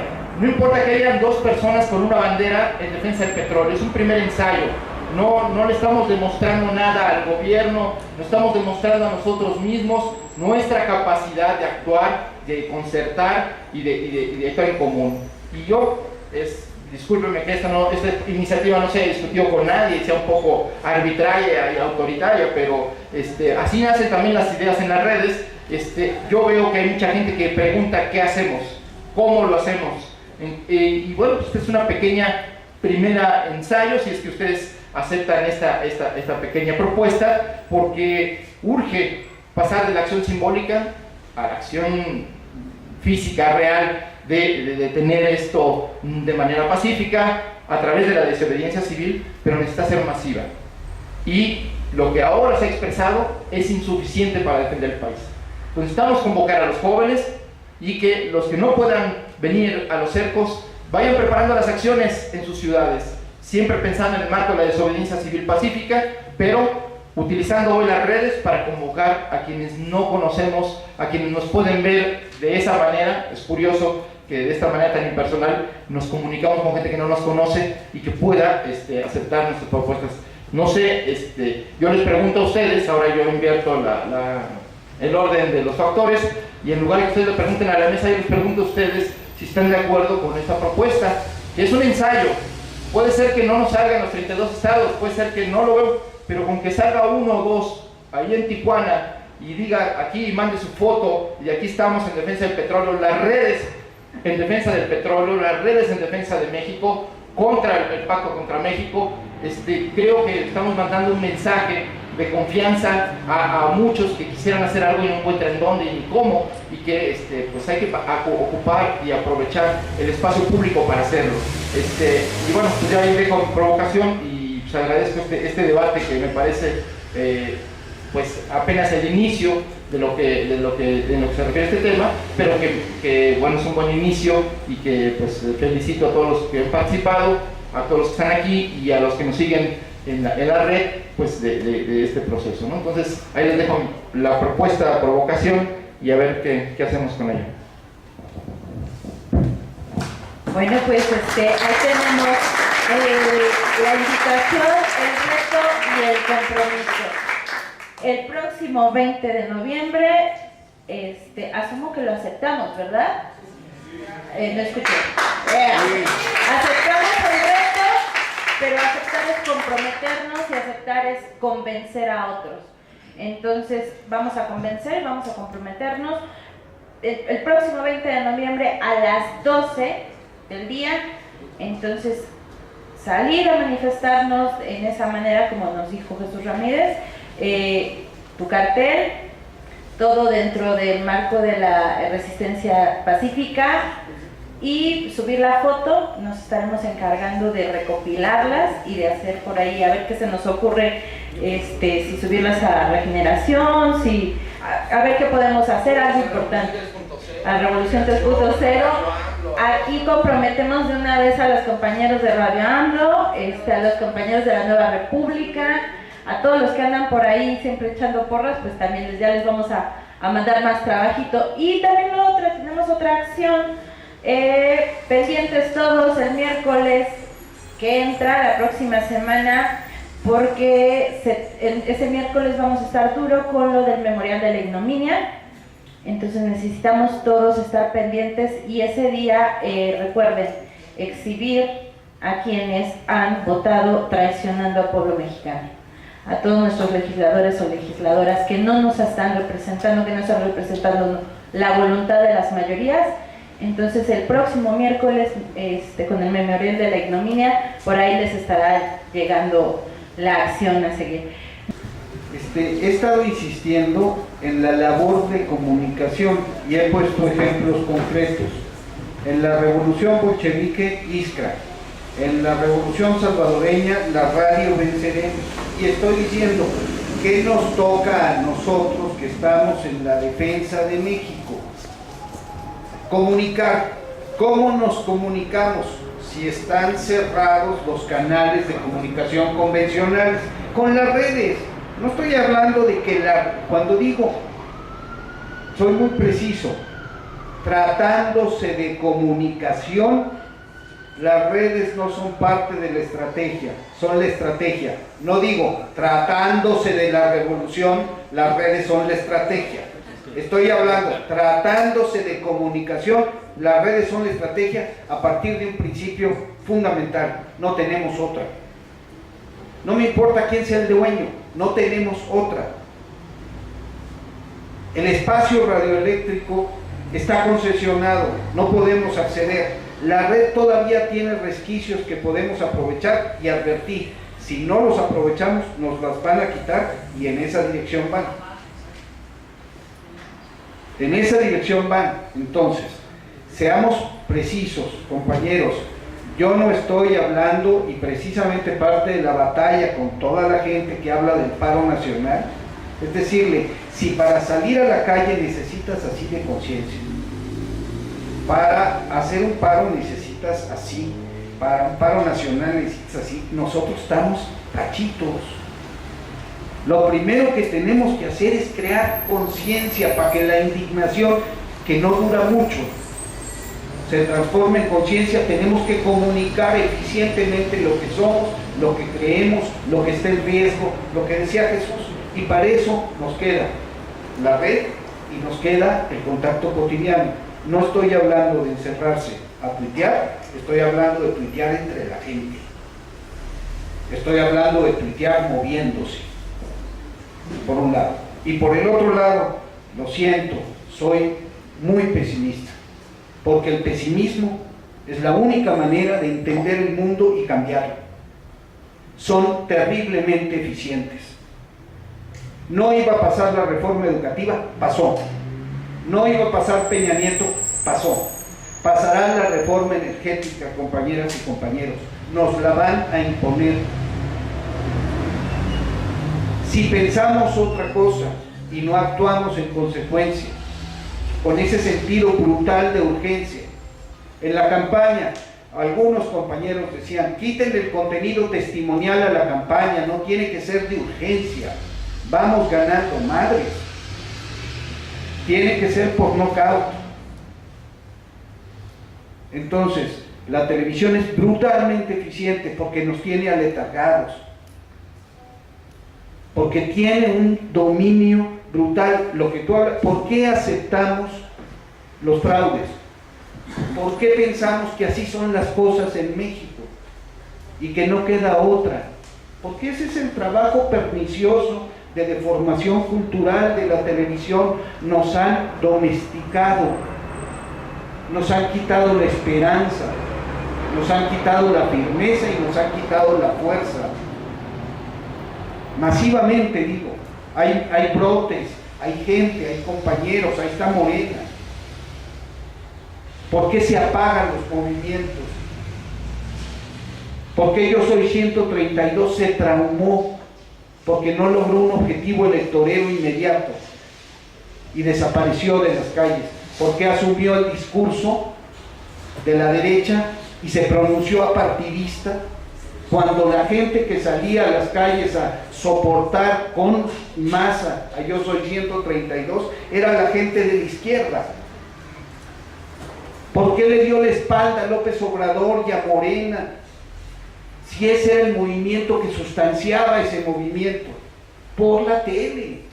Se compraron los compas el discurso del apartidismo. El discurso de la derecha lo hicieron propio por el influjo brutal del aparato de propaganda del Estado.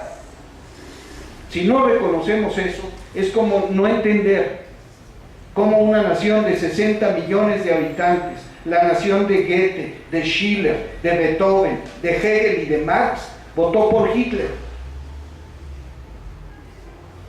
Sí se puede cambiar a un pueblo y llevarlo al asesinato colectivo y a la demencia y a la locura, con un aparato de propaganda efectivo. Y Goebbels, insisto, no tenía ni la mitad del dinero que tiene el Estado mexicano, ni la mitad de la tecnología con la que cuenta este Estado. Ellos inventaron la tele. Los primeros experimentos de televisión se produjeron en la Alemania nazi. Yo creo que tenemos que estar muy atentos. Estamos ante un fenómeno que se repite por segunda vez en la historia.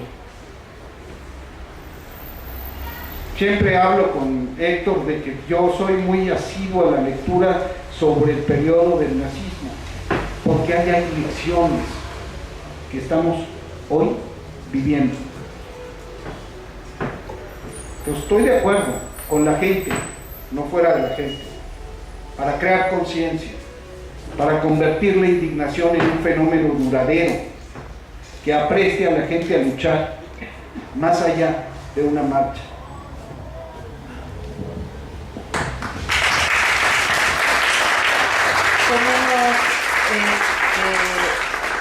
Un par de preguntas. Yo nada más quiero decir una cosa en cuanto a el tema del día de hoy es redes sociales y movimientos sociales. Yo sí estoy completamente de acuerdo porque las redes sociales pueden ser más que convincentes y más que unificantes. Tres ejemplos concretos de cómo fluye la información en redes sociales. Se cae el teléfono, el celular a la hora de un temblor, y quien primero avisa que está temblando y que todo está bien, las redes sociales. ¿Quiénes son los primeros en avisar que hay un bache, que hay un incendio, que hay las redes sociales? Segundo, Guadalajara el año pasado, un grupo de tuiteros dijo, hay mucha gente padeciendo frío, está lloviendo, vamos a llevar cobijas y café. Se juntaron montones de cobijas, se juntaron montones de café y llevaron su indignación a una acción. Y por último, un grupo de tuiteros en acción, hace ya casi 2 años, vieron la hambruna en la Sierra Tarahumara. A raíz de un video que vieron en redes sociales, dijeron, no vamos a dejar que esto se quede así, vamos a poner el tema en la mesa, porque además no fue nada más un asunto de llevar comida por llevarla, no fue denunciar el mal manejo de los gobiernos, la mala reacción y la poca voluntad que había, y convirtieron esa indignación en casi 70 toneladas de víveres para los hermanos de la Sierra Tarahumara. Entonces yo sí estoy convencida de que un tuit puede hacer la diferencia, de que una publicación puede hacer la diferencia, siempre y cuando lo convirtamos en acciones. Una pregunta, y es para quien me la quiera contestar, con el objetivo de informar con precisión, ¿dónde consultar información detallada de los gastos de publicidad para defender la reforma energética más allá de las citas que se están publicando? ¿Alguien de ustedes? Sí.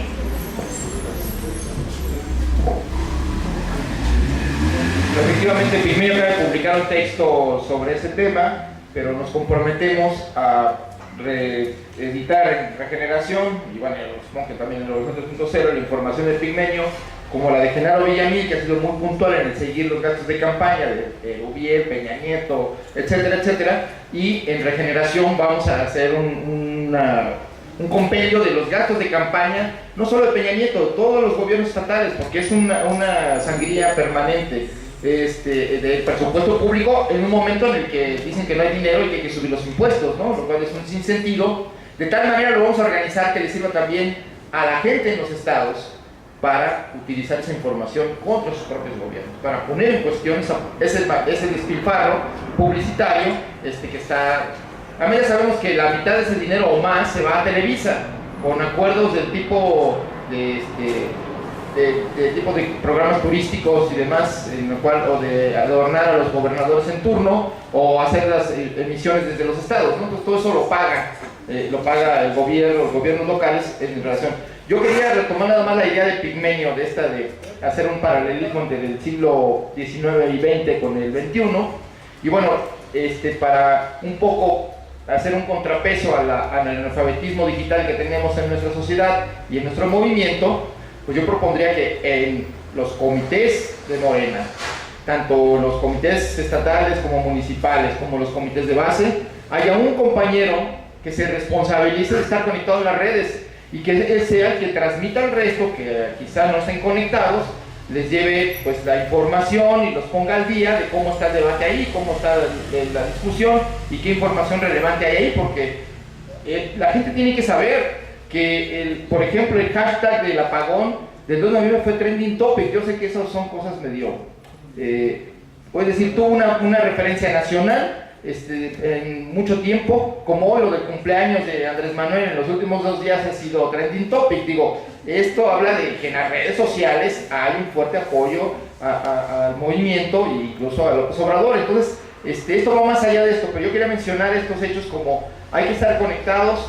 Si no podemos, porque no tenemos celular, porque no tenemos computadora, que ocurre en muchos casos para mucha gente, pues hay un compañero que sí lo tiene. O hagamos la vaquita para que uno lo tenga y en su computadora tenga el internet, etcétera, ¿no? O vaya al cibercafé y que se conecte y socialice lo que ahí se está produciendo, la información, los documentos, la reflexión y el debate, ¿no? Sí, y para finalizar le voy a pedir a nuestra secretaria nacional de Coveneta, a mi querida Pati, que por favor pase de este lado para darnos un mensajito de cierre.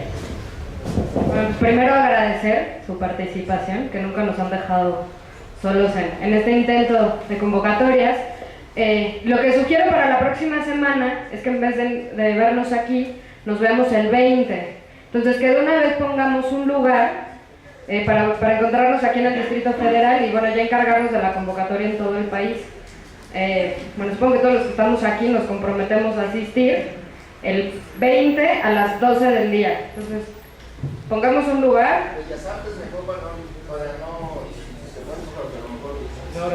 Para evitar cerco y eso, cualquier cosa. Sí, que lo haga.